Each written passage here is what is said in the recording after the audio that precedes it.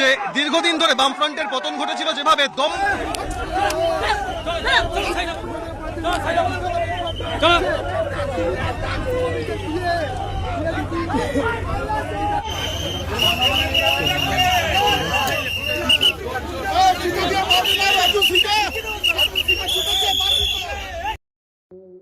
পরিচালক রাজ চক্রবর্তীর গায়ে কাদা ছুঁড়ে মারল বিজেপি সমর্থকেরা।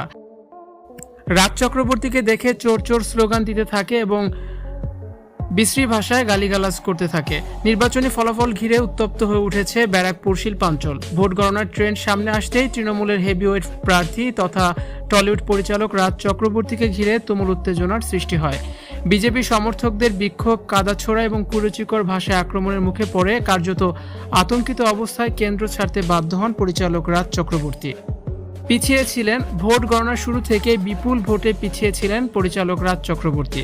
বেলা বাড়ার সঙ্গে সঙ্গে জয়ের ব্যবধান স্পষ্ট হতে শুরু করলে বিজেপি কর্মীদের মধ্যে উচ্ছ্বাস দেখা দেয়।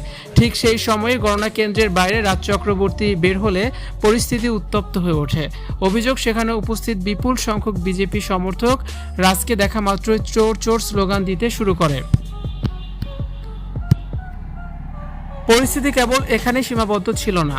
বিক্ষোভকারীরা রাজ চক্রবর্তীর গাড়ি লক্ষ্য করে কাদা ছুঁড়তে থাকে, এমনকি রাজ চক্রবর্তীর গায়েও কাদা ছুঁড়ে মারে। অত্যন্ত অশ্লীল এবং কুরুচিকর ভাষায় তাকে আক্রমণ করা হয়। ব্যারাকপুর ছেড়ে অবিলম্বে চলে যাওয়ার জন্য রাজ চক্রবর্তীকে ক্রমাগত হুমকি ও কটাক্ষ করা হয়। বিক্ষোভের তীব্রতা এতটাই বেশি ছিল যে রাজ চক্রবর্তী সেখানে দাঁড়ানোর সাহস পাননি। প্রত্যক্ষদর্শীদের মতে দৃশ্যত আতঙ্কিত রাজ তড়িঘড়ি করে নিজের গাড়িতে উঠে এলাকা ত্যাগ করেন। তৃণমূল শিবিরের দাবি, হারের ভয়ে নয় বরং বিজেপির এই গুন্ডামি এবং উস্কানিমূলক আচরণের কারণে রাজ চক্রবর্তী কেন্দ্র ছাড়তে বাধ্য হয়েছে। নির্বাচনী ফলাফলে বিপুল ভোটে পিছিয়ে থাকার গ্লানি এবং সেই সঙ্গে এই হেনস্থার শিকার হওয়া, সব মিলিয়ে রাজ চক্রবর্তীর রাজনৈতিক ক্যারিয়ারে আজকের দিনটি একটি কালো অধ্যায় হিসেবে চিহ্নিত হয়ে রইল। বর্তমানে ব্যারাকপুরের পরিস্থিতি থমথমে। অপ্রীতিকর ঘটনা এড়াতে এলাকায় বিপুল পুলিশ বাহিনী মোতায়েন করা হয়েছে।